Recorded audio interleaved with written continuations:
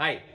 Shoulder pain அப்புறம் அந்த ராம்பாய்டு இது ரெண்டையும் ஸ்ட்ரென்தன் பண்ணுறது, பெயின் ரிமூவ் பண்ணுறதுக்கு ஸ்ட்ரென்தன் பண்ணுறதுக்கு 3 எக்ஸசைஸ் பண்ண பாருங்கள்.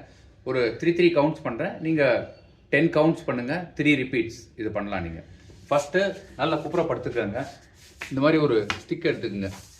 எடுத்துட்டு கை ரெண்டையும் நல்லா ஸ்ட்ரெச் பண்ணிடுங்க. வெளியில் பண்ணிவிட்டு தலையை கீழே போட்டு தலையை மேலே தூக்குங்க.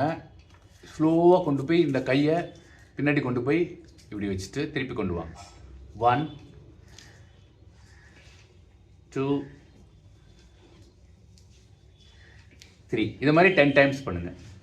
நெக்ஸ்ட்டு தலையை கீழே வச்சுட்டு ஒரு சைடு மேலே கொண்டு வாங்க. 1 2 2 பாதி டார்சோ மேலே வரணும், பாதி உடம்பு மேலே வரணும். 3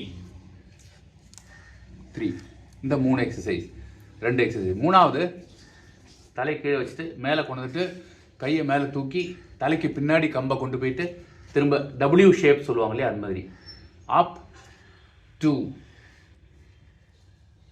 டவுன், அப் 3 டவுன். இது சீராக பண்ணிட்டே வந்தீங்கன்னா நல்லா உங்களுக்கு ஷோல்டர் ஸ்ட்ரென்த் கிடைக்கும்.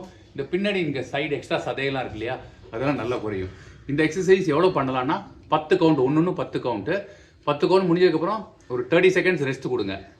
அந்த மாதிரி 3 தடவை செய்யுங்க. ஸோ 30 கவுண்ட்ஸ் வரும் டோட்டல். இந்த 3 எக்ஸசைஸ் பண்ணிங்கனாலே நல்லா ஷோல்டர் உங்களுக்கு நல்லா ஸ்ட்ரென்த் ஆகும், அப்பர் பாடியில் ஸ்ட்ரென்த் கிடைக்கும். Thank you so much. Bye bye.